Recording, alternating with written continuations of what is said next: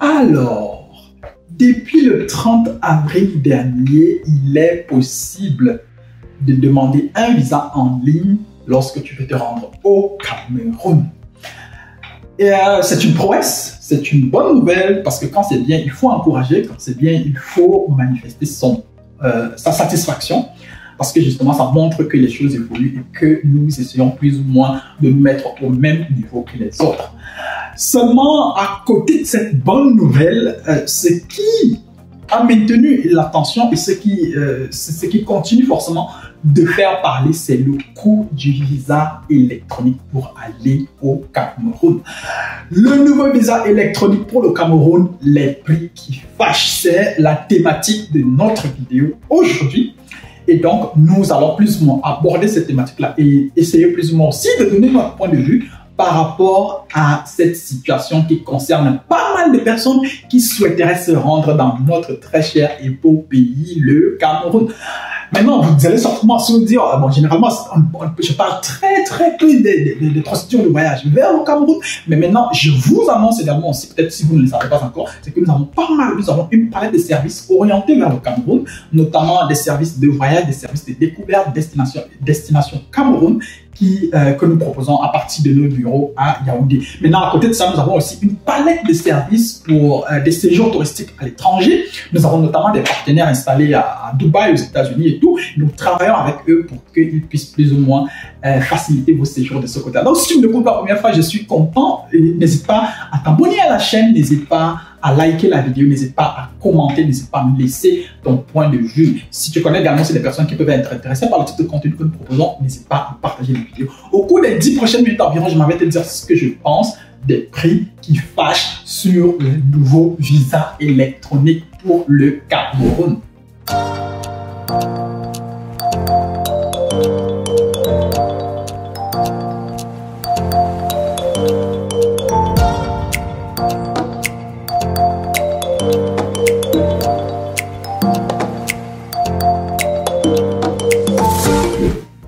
Alors, comme il est de coutume, avant de commencer la vidéo, je vous présente un livre de ma bibliothèque et aujourd'hui, vu que nous parlons du Cameroun, j'ai décidé de vous présenter également aussi un auteur camerounais qui, d'une manière ou d'une autre, parlait du Cameroun à sa façon.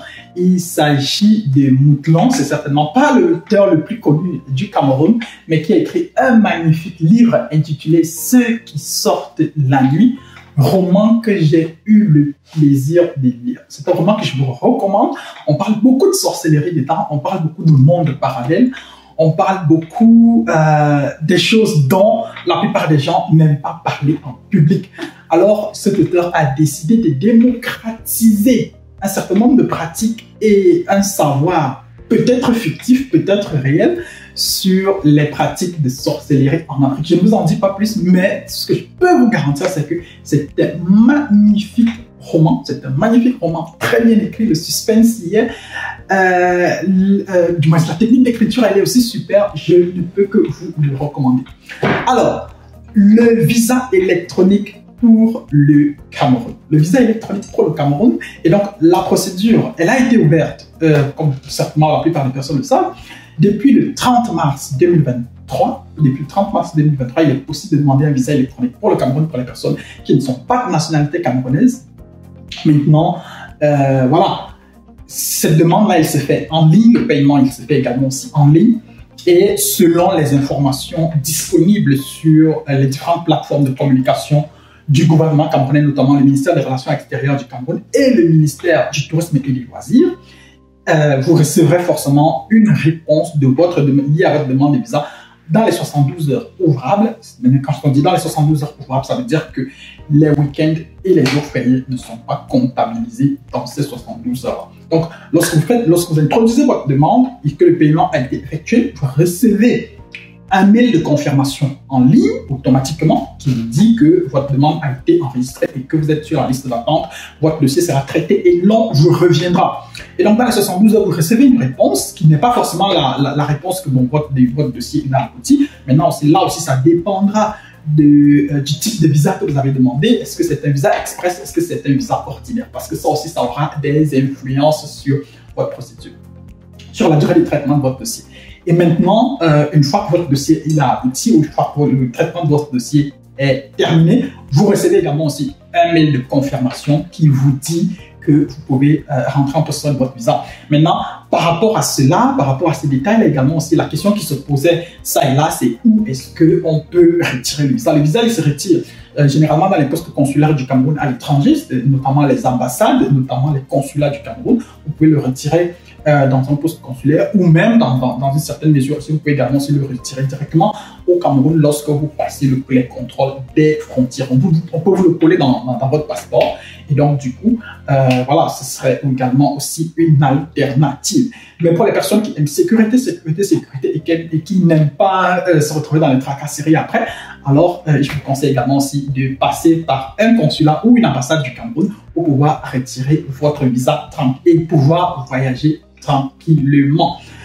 Et maintenant que j'ai présenté toute la procédure, il faut savoir justement aussi que à côté de cette procédure, à côté de cette prouesse, que je préfère mettre ça entre parenthèses, il y a les prix et c'est un point de la procédure qui fait parler énormément.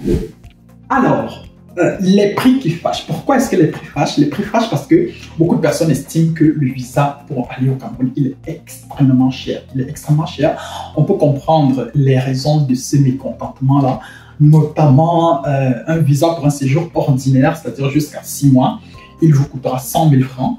Et maintenant, si vous souhaitez par exemple avoir ce visa-là en express, vous devez débourser la somme de 150 000 francs. Si 100 000 francs, c'est environ 150 euros. Et 150 000 francs, on est quand même autour d'environ 230-235 euros par là. Donc, vous voyez que 235 euros pour aller au Cameroun pour une période de 6 mois maximum, c'est quand même cher payé. Maintenant, aussi à côté de ça, il y a le visa long séjour ordinaire que vous pouvez demander en mode ordinaire, qui va vous certainement aussi vous coûter dans les 150 euros. Et dans les 150 000 francs CFA, pas 150 euros autant pour moi, dans les 150 000 francs CFA.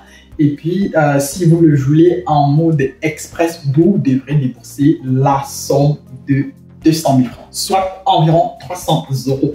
Beaucoup de personnes estiment que c'est extrêmement cher payé, et moi également, je trouve que c'est extrêmement cher payé. Si nous voulons être compétitifs sur le marché du tourisme mondial, si nous voulons attirer des personnes, si nous voulons attirer des étrangers, alors ces prix-là devront certainement être revus à la baisse. Parce que si je dois débourser 300 euros pour aller au Cameroun, déjà, il faut qu'ensuite, du moins moi qui suis étranger, si je suis par exemple étranger, bon, pour le moment j'ai le passeport camerounais, donc ça me concerne plus ou moins pas, mais voilà, ça concerne plus ou moins, vu que je connais pas mal de personnes qui souhaitent aller au Cameroun et qui ne sont pas camerounaises, alors forcément, j'ai décidé de parler pour ces personnes. Et donc, si je dois aller au Cameroun et que je dois, par exemple, pour passer 12 mois, que je dois pour le moment débourser 300 euros, je trouve que c'est quand même assez, je trouve que c'est quand même beaucoup d'argent pour aller au Cameroun. On aurait pu baisser, on peut bel et bien baisser le prix de ces visas-là pour notamment attirer les touristes, pour revoir,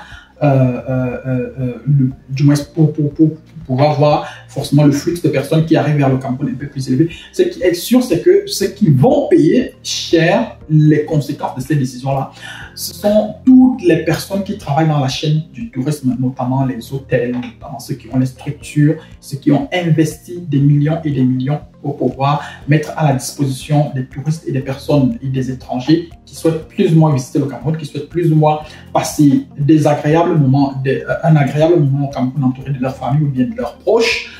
Ce sera assez compliqué. Pourquoi? Parce que n'oublions pas que nous sommes en compétition, nous en tant que pays, c'est-à-dire le tourisme c'est d'abord un business et donc nous sommes en compétition avec les autres pays. Notamment, il faut voir déjà que le billet d'avion pour aller au Cameroun coûte excessivement cher. Pour quitter de Francfort pour aller à Marrakech, par exemple, vous pouvez parfois trouver des billets d'avion à 50 euros, voire parfois 30 euros pour aller au Maroc. Et alors que pour aller au Cameroun, c'est presque impossible de dépenser moins de 500 euros. Donc, s'il faut dépenser 500 euros, donc quand je dis 500 euros, c'est vraiment là, peut-être c'est le billet d'avion le moins cher, si je peux le dire comme ça. Il faudra, pour aller au Cameroun, il faudra compter minimum autour de 700 euros par là, avec un billet d'avion en classico et tout. Maintenant, ça dépend aussi de la compagnie aérienne que vous choisissez et ça dépendra aussi forcément de la période à laquelle vous souhaitez effectuer votre voyage. Donc, tous ces facteurs-là vont forcément influencer pas mal de personnes.